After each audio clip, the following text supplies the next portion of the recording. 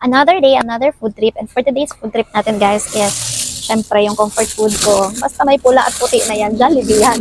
Yes mga bi, kasi, ay naku mga bi, medyo na-stress ako ngayon sa araw na ito. Kaya mag-comfort food muna tayo. This is my ultimate favorite, ang Jollibee float.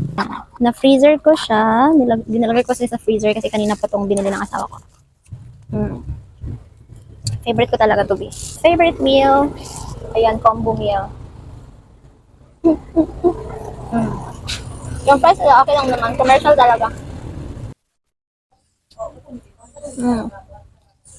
Actually, hindi naman talaga ganun kasarap si Jollibee kung sa tutuusin lang. Mas masarap pa yung mga ibang fast food chain or yung mga local fast foods na makikita natin sa, kung saan tayo nakatira.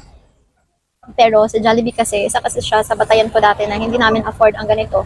Tapos ngayon, afford na namin. So, naging comfort food ko siya.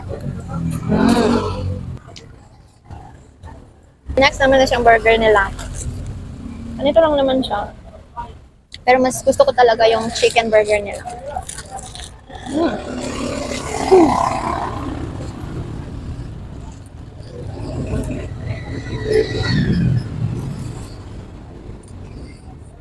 Yun ba yung katulad ko na comfort food din ang Jollibee?